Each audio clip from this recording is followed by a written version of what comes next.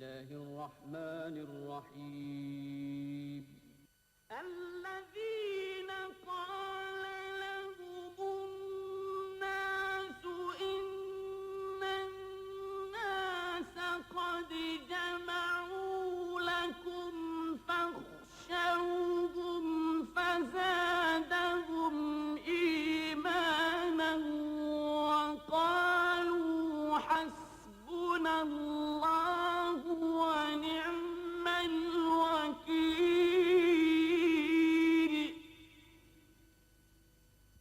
وہ شام جو روئے ابتلا، وہ شام خوف و امتحان، وہ آہٹوں کی دہشتیں، وہ ڈوبتی پرچھائیاں،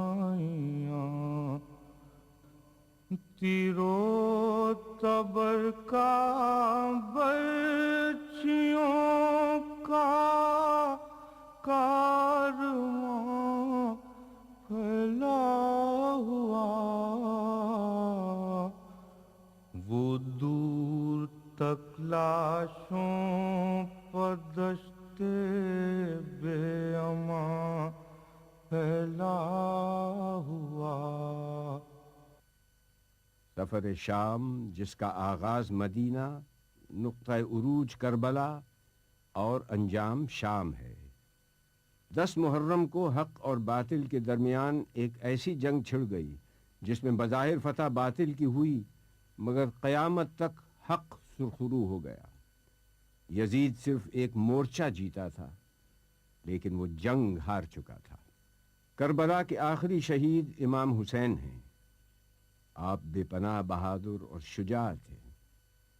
حسین مظلوم ضرور ہیں مگر مجبور نہیں۔ حسین کی بہن جناب زینب ایک مقام بلند سے اپنے بھائی کی جنگ دیکھ رہی تھی۔ اس مقام کو تل زینبیہ کہا جاتا ہے۔ آپ حسین ابن علی کے فرزند امام زین العابدین کے خیمے میں تشریف لائیں۔ سجاد سے زینب کا یہ کہنا کہ مولا جاگیے، غفلت سے آنکھیں کھولیے، لٹتا ہے کنبہ جاگیے، اٹھتے ہیں شعلے دیکھیے، جلتا ہے خیمہ جاگیے، اے باقی ذریت یاسین و طٰہٰ جاگیے۔ جناب سجاد بیماری کے باعث جنگ میں شریک نہ ہو سکے تھے۔ پھپھی سے سوال کرتے ہیں کہ بابا کہاں ہیں؟ آپ کہتی ہیں کہ سب شہید ہو گئے۔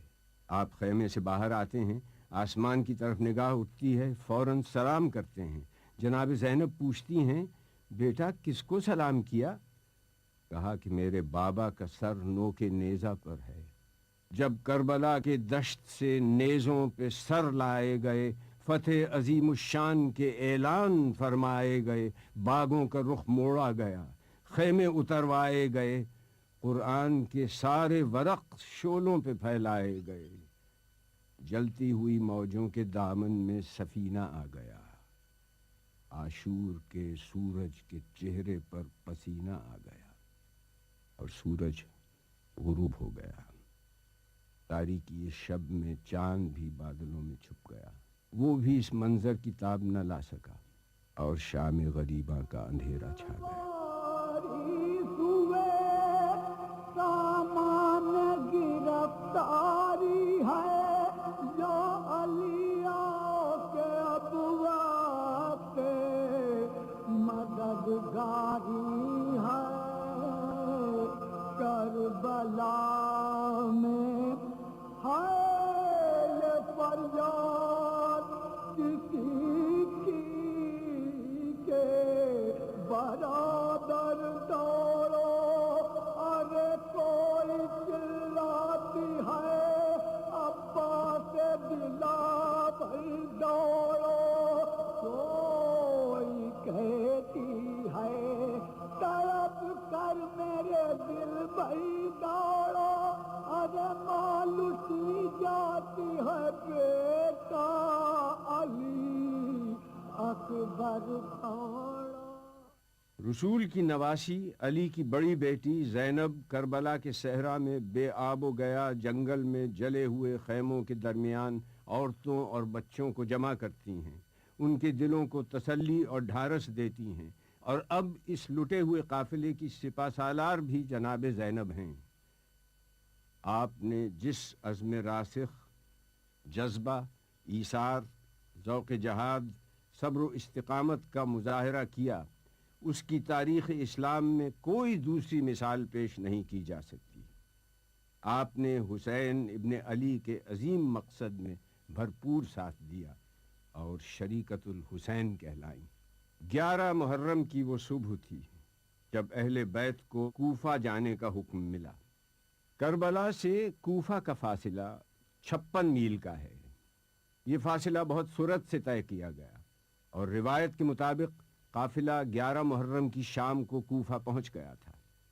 مسجد حنانہ کوفہ کی قدیم مساجد میں سے ایک ہے، اور یہیں پر شہداء کے سرہائے اقدس رکھے گئے تھے، اور اہل بیت نے یہاں قیام کیا تھا، اور یہاں سے ابن زیاد کے دربار میں لے جایا گیا، جسے قصر دارالامارہ کہا جاتا ہے۔ قصر کو آراستہ کیا گیا اور ہر خاص و عام کو شرکت کی اجازت تھی۔ حکومت کی جانب سے اعلان کیا گیا تھا کہ امیر پر ایک خارجی نے خروج کیا ہے، اس کے مقابلے میں حکومت کو کامیابی ہوئی ہے۔ آج اس کے اہل و عیال کو گرفتار کر کے کوفہ لایا گیا ہے۔ بازار کوفہ سے قصر تک لوگوں کا ازدحام تھا۔ فتح کے نقاروں پر چوٹ پڑ رہی تھی۔ جب اہل بیت کو ابن زیاد کے سامنے پیش کیا گیا تو اس نے جناب زینب سے مخاطب ہو کر کہا کہ سنتی ہو، یہ میری فتح کے شادیانے ہیں، یہ میری فتح کا اعلان ہے۔ شادیانے خاموش ہوئے۔ اذان کی آواز گونجی۔ آپ نے کہا، ذرا غور سے سن ان الفاظ کو، یہ میرے بھائی کی فتح کا اعلان ہے۔ شادیانے بند ہو جائیں گے لیکن یہ اذان تا قیامت گونجتی رہے گی اور میرے بھائی کی حقانیت اور اصول پسندی کی یاد دلاتی رہے گی۔ اس نے جناب زینب سے مخاطب ہو کر کہا، خدا نے تمہارے بھائی کو قتل کیا اور تمہیں رسوا کیا اور تمہارے دعوے اور جھوٹ کو آشکار کر دیا۔ جناب زینب نے اس وقت خطبہ ارشاد فرمایا، شکر ہے خدا کا جس نے ہم کو بزرگی اور کرامت عطا فرمائی، اپنے نبی محمد صلی اللہ علیہ وسلم کی وجہ سے پاک کیا اور ہم کو ہر نجاست و ناپاکی سے جو حق پاک کرنے کا تھا پاک کیا، اور عنقریب فاسق رسوا اور ذلیل ہوگا اور فاجر جھوٹا ہے۔ ابن زیاد نے کہا، تم نے دیکھا کہ خدا نے تمہارے بھائی حسین سے کیا سلوک کیا؟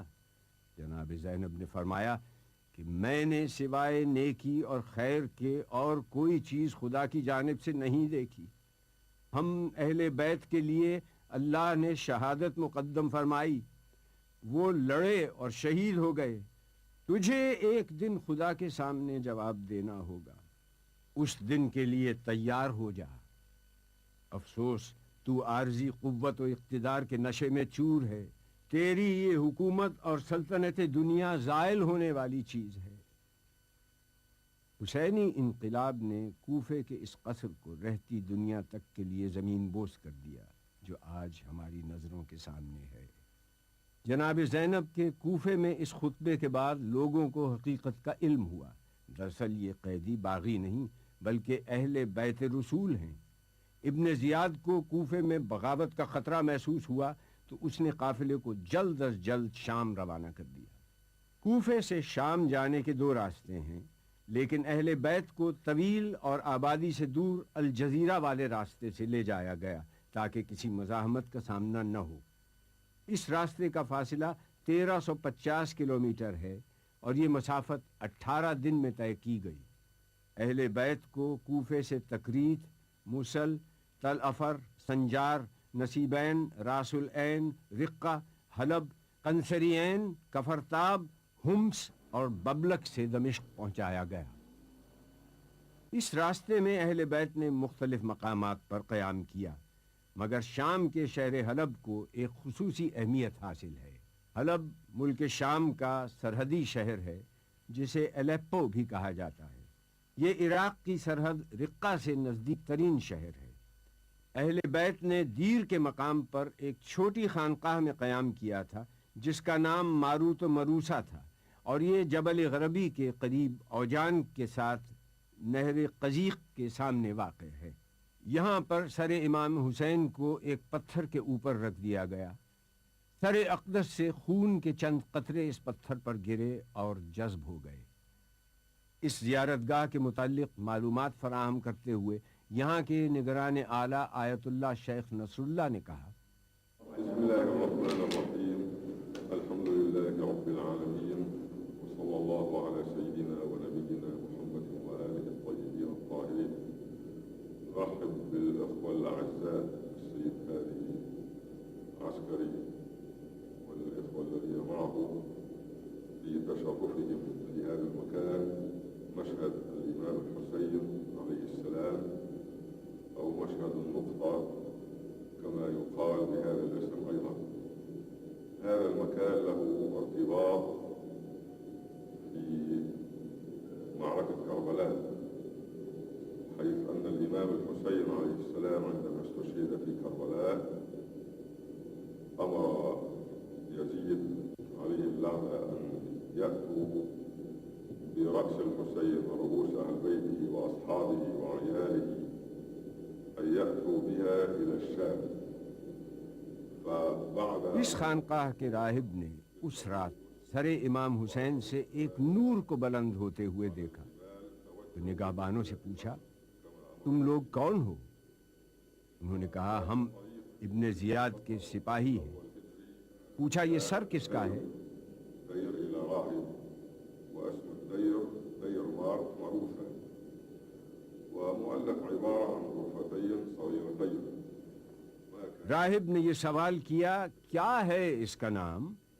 فرمایا: فاقہ کش و تناوارہ تشنکام، مقتول نیزہ و تبر و خنجر و حسام، جس کو ملانا پیاس میں پانی کا ایک جام، بے گور و بے کفن جسد پاش پاش ہے، سر یہاں ہے، کربلا معلی میں لاش ہے۔ یہ حسین ابن علی کا سر ہے جو فاطمہ بنت رسول اللہ کا بیٹا ہے۔ اس نے کہا: تمہارے نبی کا نواسا؟ انہوں نے کہا: ہاں۔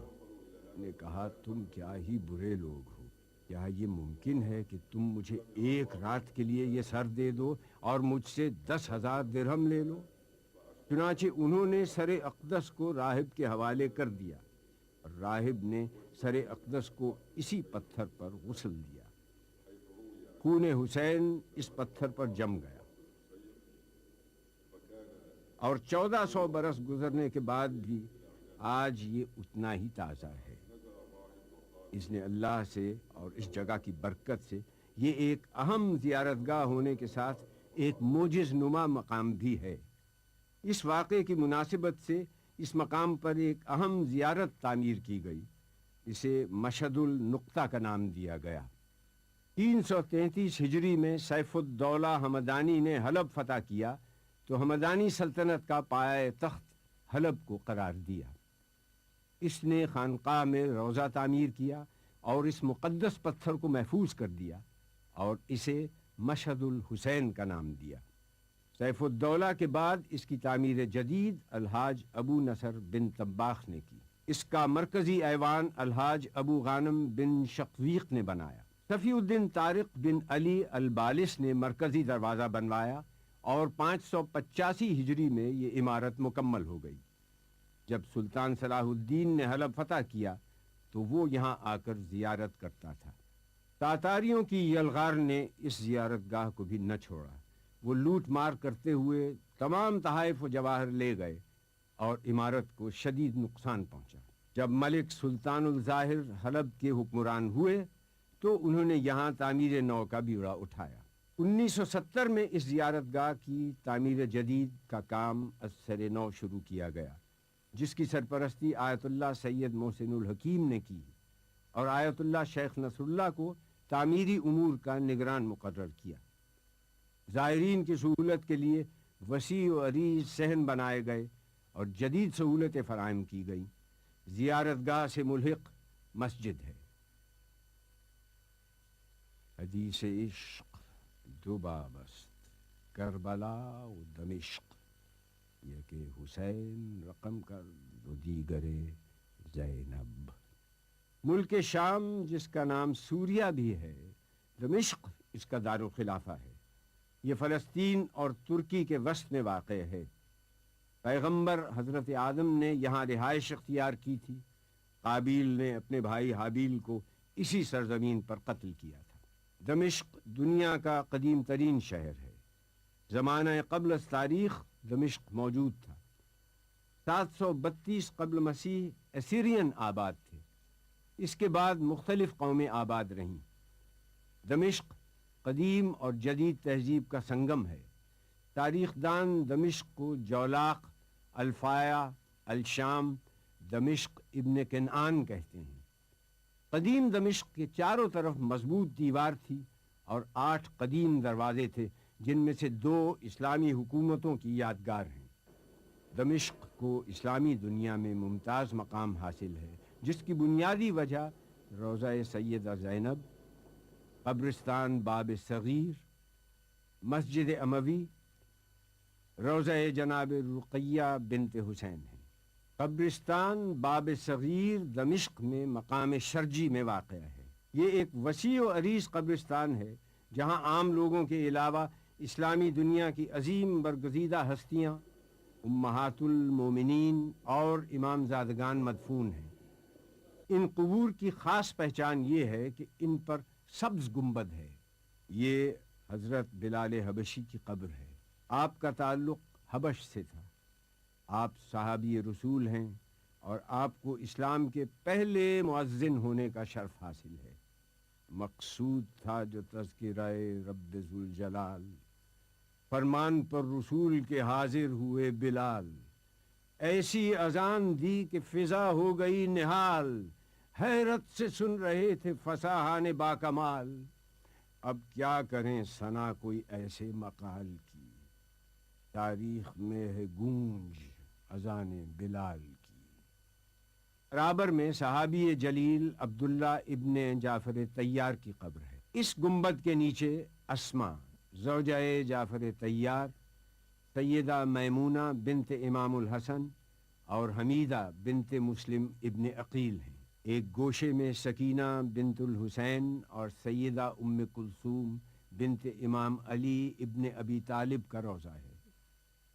جناب سکینہ امام حسین کی چھوٹی اور لاڈلی صاحبزادی تھیں، جن کا انتقال شام کے قید خانے میں ہوا۔ ننھی سی کہاں قبر بناؤں میں تمہاری، چادر بھی نہیں جس کا کفن دوں تمہیں واری، پردیس میں کی تو نے قضا ہے میری پیاری، کیا آخری خدمت کرے ماں درد کی ماری، پوشیدہ تہ خاک جو تن ہوگا تمہارا، یہ خون بھرا کرتا ہی کفن ہوگا تمہارا۔ جناب ام کلثوم علی ابن ابی طالب کی چھوٹی بیٹی ہیں۔ آپ جناب زینب کے ساتھ مدینے سے کربلا، کوفہ اور شام میں برابر کی شریک سفر رہیں۔ یہ روضہ امام زادہ سید عبداللہ کا ہے۔ آپ امام زین العابدین کے فرزند ہیں۔ 2 ازواج رسول کے روضے بھی اسی قبرستان میں ہیں۔ ام حبیبہ کی قبر مبارک یہ ہے۔ آپ کا اصل نام رملہ ہے۔ آپ کا انتقال 44 ہجری میں ہوا۔ آپ پاکیزہ ذات، عمدہ صفات اور سخاوت کرنے والی بلند ہمت خاتون تھیں۔ یہ ام سلمہ کی قبر مبارک ہے۔ آپ کا اصل نام ہندیہ اور رملہ ہے، کنیت ام سلمہ ہے۔ آپ کا انتقال 61 ہجری کے آخر میں 84 سال کی عمر میں ہوا۔ یہ کنیز فاطمہ جناب فضہ کی قبر ہے۔ آپ کا تعلق حبشہ سے تھا۔ آپ کا اصل نام میمونہ تھا۔ فضہ کے معنی چاندی کے ہیں۔ آپ نے جناب فاطمہ زہرا کی خدمت کو اپنا فریضہ بنایا۔ آپ واقع کربلا میں شریک رہیں اور اپنے آخری ایام تک اہل بیت کے ساتھ رہیں۔ وہ مکتب آئین مساوات کی تہذیب، وہ فضہ نوازی میں مدارات کی تہذیب، اللہ رے میزان مساوات کا وہ گھر جو کام ہو فضہ کا وہ زہرا کے برابر۔ اسی قبرستان کے نزدیک رؤوس شہداء کربلا ہے۔ روایت کے مطابق یہاں کربلا کے 16 شہداء کے سرہائے مبارک دفن ہیں اور یہاں ایک زرعی تعمیر کی گئی ہے۔ مسجد اموی سے نزدیک رقیہ بنت حسین کا روضہ ہے۔ حکومت ایران نے گرد و نواح کے مکانات خرید کر اس مقام پر ایک شاندار روضہ تعمیر کیا جو رقیہ بنت الحسین کے نام سے مشہور ہے۔ شہر دمشق سے 15 کلومیٹر کے فاصلے پر جناب زینب کا روضہ ہے۔ یہ مقام پہلے راویہ کے نام سے مشہور تھا، اب اسے زینبیہ کہا جاتا ہے۔ آپ کی ولادت 5 جمادی الاول 5 ہجری میں ہوئی۔ آپ کا نام زینب رسول اکرم صلی اللہ علیہ وسلم نے رکھا۔ زینب عبرانی لفظ ہے۔ یہ لفظ زین سے اور اب سے مرکب ہے جس کے معنی ہیں باپ کی زینت۔ آپ کے مشہور القاب عقیلہ، عارفہ، موثوقہ یعنی معتبر خاتون، عالمہ، فاضلہ، کاملہ، عقیلہ بنی ہاشم، عابدہ آل محمد ہیں۔ تاریخ نے آپ کو ام المصائب کا لقب بھی دیا۔ آپ عبداللہ جعفر طیار کی زوجہ ہیں اور آپ کے دونوں فرزند اون و محمد کربلا میں شہید ہوئے۔ واقعہ کربلا کے کچھ عرصے کے بعد آپ کی وفات ہو گئی۔ جناب زینب نے عصمت و پاکیزہ عادات اپنے نانا رسول اکرم صلی اللہ علیہ وسلم سے سیکھیں، صبر و وقار اپنی نانی جناب خدیجہ سے لیں، فصاحت و کلام کا درس اپنے والد علی ابن ابی طالب سے لیا، عفت اپنی والدہ گرامی جناب فاطمہ زہرا سے سیکھیں، علم اور بردباری اپنے بھائی حسن سے اور شجاعت اور شہامت اپنے بھائی حسین سے حاصل کی۔ آپ سرچشمہ نبی کی پارہ جگر ہیں، صاحب خلق عظیم، بے پایاں شرف کی مالک ہیں، پرہیزگاروں کے لیے سرمایہ افتخار ہیں۔ اللہ کی رحمتیں اور برکتیں آپ پر سایہ فگن ہیں۔ آپ زمزم و صفا کی آبرو بڑھانے والی بیوی ہیں۔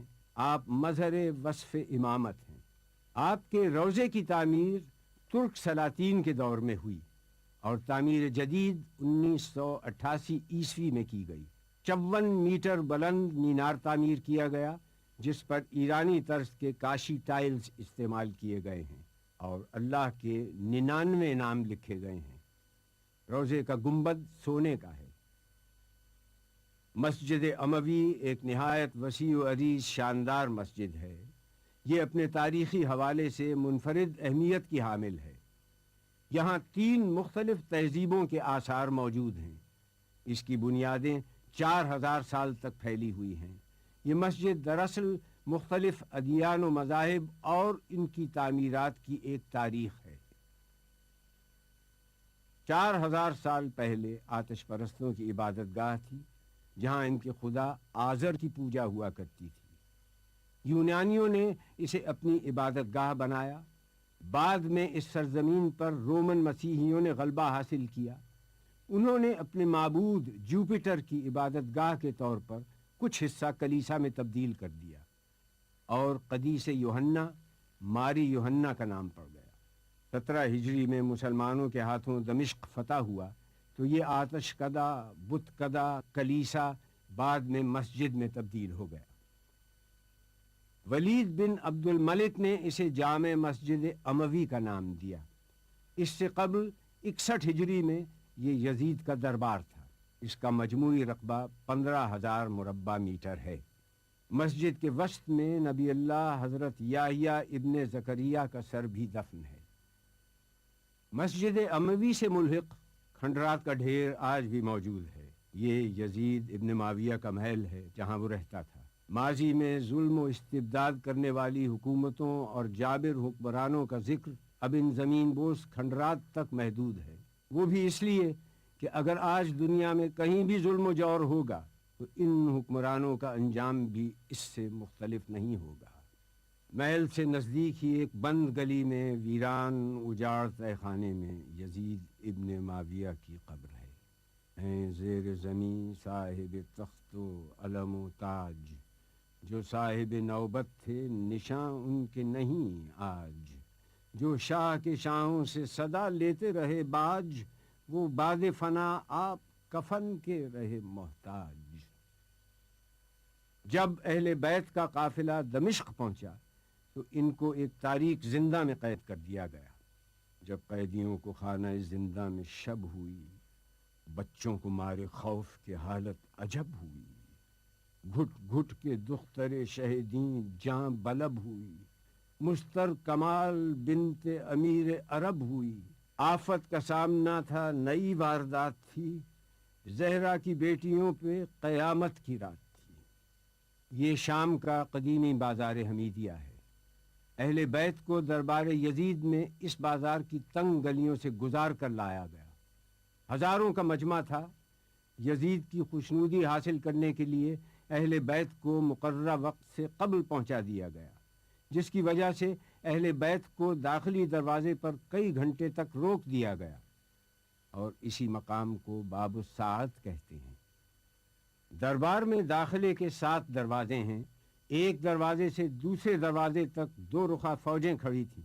یزید کے سپاہی جلالت اور شہنشاہیت کی نشانی بنے مسلح کھڑے تھے۔ جب اہل بیت 7ویں دروازے پر پہنچے اور جناب زینب نے دربار کو دیکھا تو آپ بیٹھ گئیں۔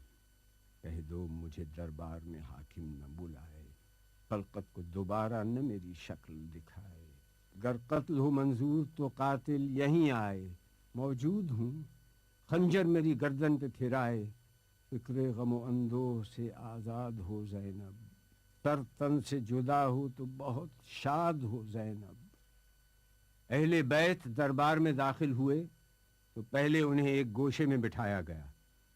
اس مقام کی پہچان کے لیے اس جگہ کے اطراف میں لکڑی کے کٹہرے بنا دیے گئے ہیں۔ یہ وہ جگہ ہے جہاں یزید بیٹھا تھا۔ اہل بیت کو یزید کے سامنے پیش کیا گیا۔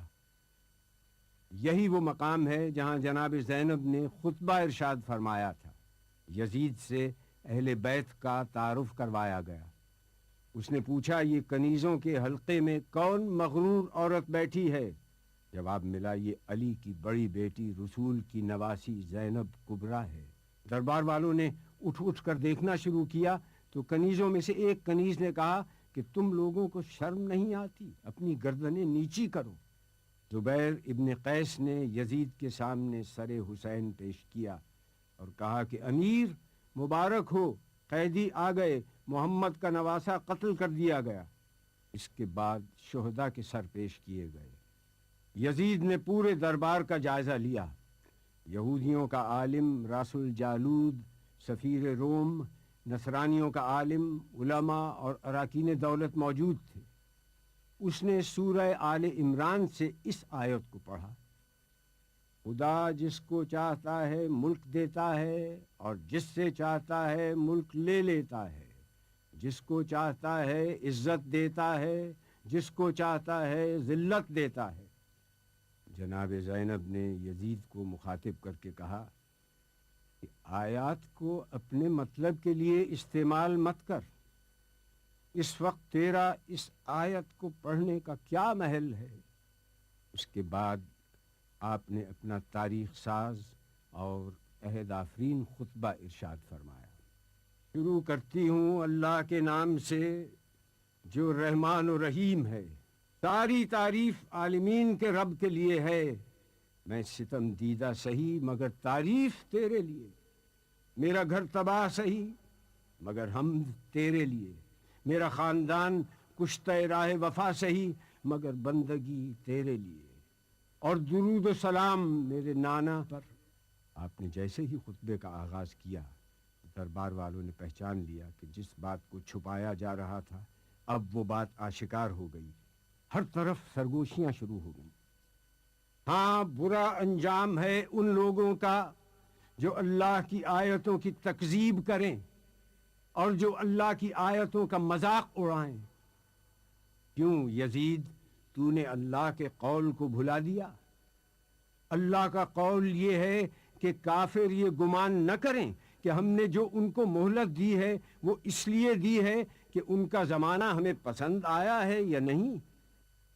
یہ مہلت اس لیے ہے کہ وہ گناہ پر گناہ کیے جائیں تاکہ عذاب زیادہ ہو۔ کیا یزید تو گمان کرتا ہے کہ یہ ملک ہے نہیں، یہ مہلت ہے؟ کیا تو یہ سمجھتا ہے کہ تیری یہ حکومت ہے، تیرا اقتدار ہے اور ہمارے لیے کوئی راہ نہیں، اور تو نے ہم کو در بدر پھرا کر اپنے جبروت کا اعلان کیا؟ یہ غلط ہے۔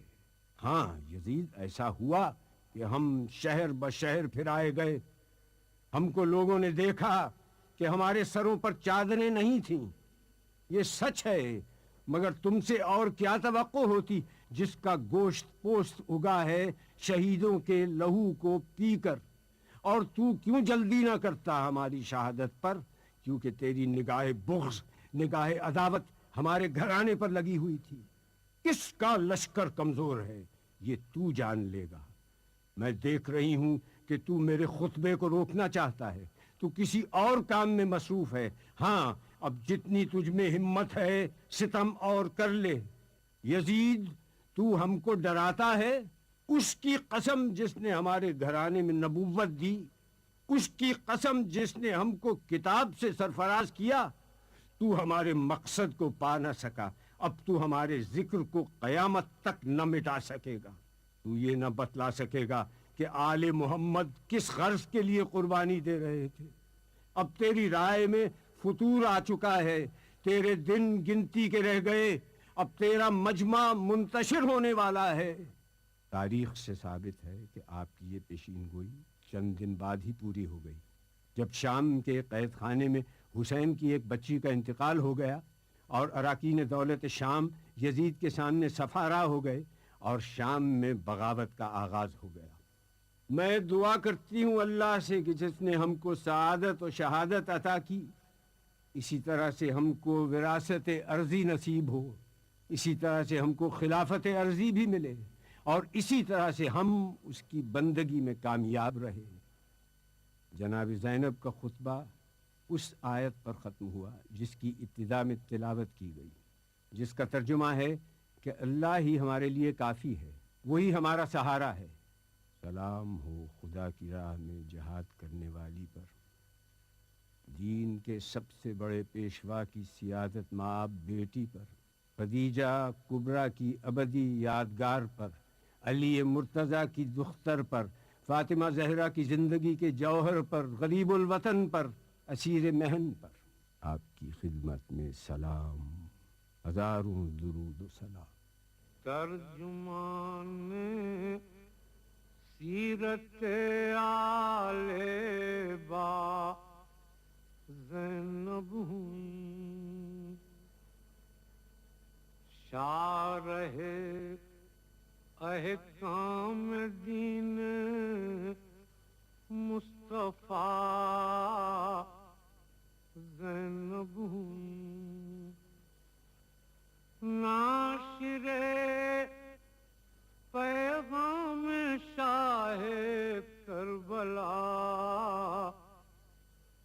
زینب ہوں، رہنمائے اہل تسلیم و رضا شبیر تھے، خون کے دریا میں بے شک ناخدا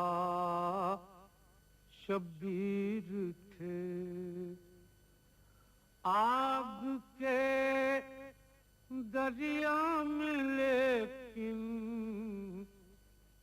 ناخدا زینب